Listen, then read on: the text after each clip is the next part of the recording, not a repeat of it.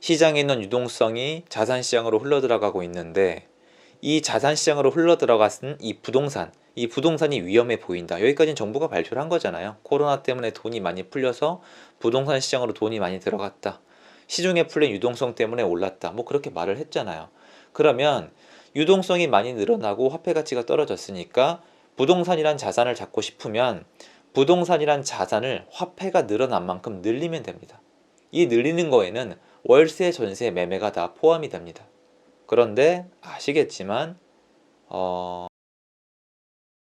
여러분 안녕하세요. 오롱정입니다. 오늘은 지금 여러분이 다른 데로 자꾸 초점을 맞추시는 것 같아서 한 번쯤 좀 제가 리마인드 시켜드리고 싶어서 영상 찍어요. 굉장히 중요한 부분이에요. 요즘 지금 LH 사태, 3기 신도시 그리고 뭐 여러가지 뉴스가 나옵니다. 세 가지를 정리를 해볼게요. 여러분의 지금 초점이 어디가 있느냐, 국민들의 관심사가 어디가 있느냐. 제가 봤을 땐 첫 번째로 LH 직원들의 토지 그 관련된 사건에 엄청난 관심이 집중되어 있고, 뉴스를 틀어도 인터넷 기사를 검색을 해도 그 내용이 쏟아집니다. 맞죠? 일단 여기에 집중하고 계시잖아요. 그러니까 두 번째는 3기 신도시가 뭐 철회가 되냐, 계속 가냐, 이사 대책대로 공급이 되냐 안 되냐, 이 얘기에 좀 굉장히 지금 관심이 쏠리고 있습니다. 이게 어떻게 해야 되나. 그리고 마지막 세 번째로 이런 얘기 많이 나오는데 서울 집값이 주춤하다, 상승세가 꺾였다, 이제 안정세를 되찾고 있다. 지금 부동산 시장이 안정세에 접어들었기 때문에 이번 대책 발표랑 3기 신도시가 어떻게 되는지가 관건이다, 어떤 기로에 놓여있다, 이런 얘기를 하시는데요. 저는 많은 분들이 관심 있는 얘기를 뭐 몇 번 했죠. 많이 했는데 그럼에도 불구하고 다시 한번 저는 초점이 거기가 아니다, 그게 문제가 아니다라는 걸 말씀드리고 싶어서 영상을 킨 겁니다. 지금 어떤 분들이 이래요.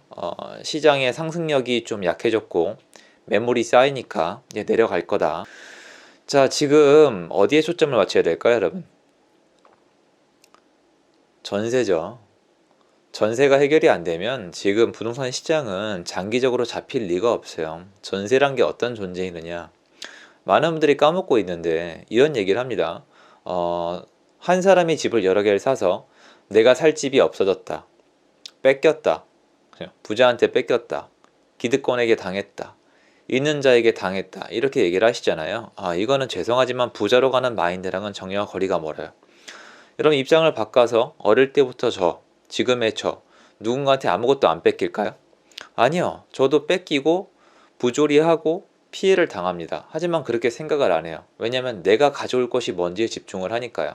근데 여러분들은 지금 여러분이 뭘 뺏기고 있는지, 사회적 공분, 정의가 뭔지에 집중을 하시면서 정작 내가 가져올 게 무엇인지, 그러기 위해선 뭐가 제일 중요한지를 까먹고 계세요. 전세는요, 내가 집을 구하러 나갔을 때, 집을 구할 여건이 안 됐을 때 집을 사지 않고도 내 어떤 거주를 해결할 수 있는 시스템입니다. 매달 매달 월세를 내는 게 버겁고 재산을 모으고 싶어서 월세로 살고 싶지 않아서 택하는 것도 전세예요. 매매의 완충지대인 동시에 월세의 완충지대이며, 무엇보다 전세가 있음으로써 월세가 오를 수가 없었죠.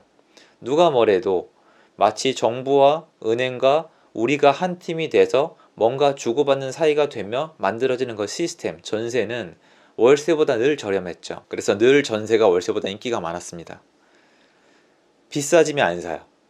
아파트가 너무 비싸지면 사지 않고 전세로 살면 그만이었습니다. 지금은 그게 안 됩니다. 전세가 늘어나고 있다고요? 예, 알고 있습니다. 근데 그 똑같은 해당 아파트가 재작년에는 전세가 얼마나 있었는지 아세요? 모르시죠? 관심도 없잖아요. 그냥 내가 많다면 많은 건가요? 저는 알고 있습니다. 예전에 비해서 전세 없습니다. 지금 소화가 느리게 되죠. 당연히 느리게 되죠.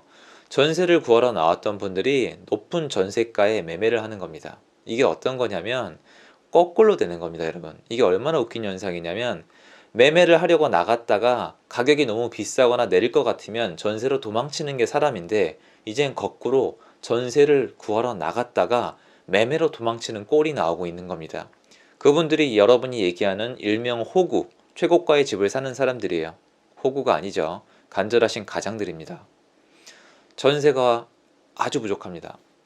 전세란 매물이 충분히 공급이 돼야 되는데 사람들이 매매에서 도망칠 공간도 없고 월세의 폭주를 막아줄 공간도 없습니다. 전세란 시스템이 무너지고 있는데 이 시스템이 다 무너진 다음에 다시 기반을 잡을 때까지 사실 다른 어떤 아파트 가격을 논하는 것 자체가 제가 봤을 때는 좀 어리석다고 생각을 합니다. 지금 시장을 보면 아시겠지만 광역시나 지방도시나 수도권, 특히 경기도는 말할 것도 없이 모두 다 똑같은 움직임을 보이고 있습니다.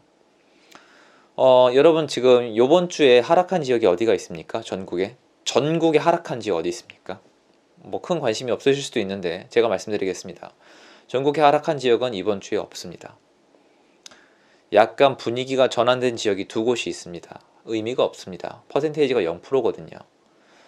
여러분 이렇게 전국에 하락 지역이 하나도 없을 수는 없어요. 아파트가 많이 지어지면 떨어지는 것이고 아파트가 부족해지면 많이 짓는 것이고 왔다리 갔다리 해야 되기 때문에 다 오르고 다 내릴 수는 없어요. 근데 지금 시장은 경기도권이 다 오르고 있습니다. 수도권이 다 오르고 있고 전국이 다 오르고 있습니다. 아닌 아파트도 있겠죠. 하지만 여전히 거시적으로 봤을 때 다 오르고 있습니다. 왜 그럴 거라고 생각하세요?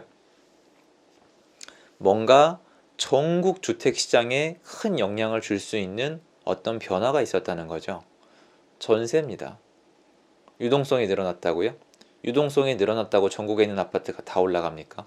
그렇지 않아요. 경기가 좋아서요? 경기는 좋지 않습니다. 예전부터 좋지 않았어요. 경기가 여러분 시중에 돈은 풀리는데 아파트값만 올라가니까 기가 막히시죠? 그건 알아요. 근데 제가 명확한 설명을 해드릴게요. 예전에 일본에서도 있었던 일인데요.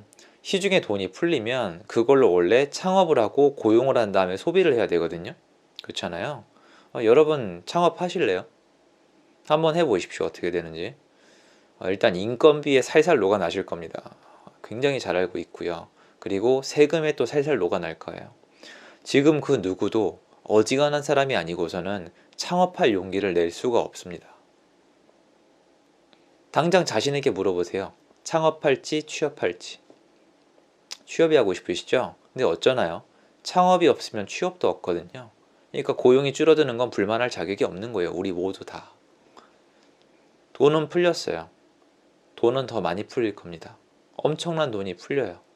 그런데 창업은 하기 싫어요. 그리고 고용도 하기 싫어요. 기업도 고용도 하기 싫으니까 돈을 어떻게 해야 됩니까? 화폐의 가치가 하락이 일어나는 걸 아니까 자산으로 바꿉니다. 모든 사람이 창업도 싫고 고용도 싫고 화폐 가치 하락은 방어를 하고 싶으니까 어디로 돈이 몰릴까요? 자산시장으로 돈이 몰립니다.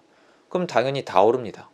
주식도 오르고 부동산도 오르고 금도 은도 오르고 원자재도 오르고 나중에는 이제 우리 생활 필수 이 생필품까지 오릅니다. 정부에서 컨트롤을 해도 오릅니다. 그때는. 그러니까 그게 일어나고 있는 현상이거든요. 그러면 맞닥뜨리는 거죠. 시장에 있는 유동성이 자산시장으로 흘러들어가고 있는데 이 자산시장으로 흘러들어갔은 이 부동산이 위험해 보인다. 여기까지는 정부가 발표를 한 거잖아요. 코로나 때문에 돈이 많이 풀려서 부동산 시장으로 돈이 많이 들어갔다. 시중에 풀린 유동성 때문에 올랐다. 뭐 그렇게 말을 했잖아요. 그러면 유동성이 많이 늘어나고 화폐 가치가 떨어졌으니까 부동산이란 자산을 잡고 싶으면 부동산이란 자산을 화폐가 늘어난 만큼 늘리면 됩니다. 이 늘리는 거에는 월세, 전세, 매매가 다 포함이 됩니다. 그런데 아시겠지만 개인적으로는 좀 답답하신 분들이 많을 거라고 생각을 하는데요. 그래서 저는 지금 우리가 집중해야 될 거는 제가 봤을 때 물론 다른 일도 중요하겠지만 전세가 어떻게 되는지를 같이 지켜보시는 게 좋지 않을까라고 생각을 합니다. 그래서 놓치고 계신 분들은 저랑 같이 전세도 굉장히 중요한 부분이다.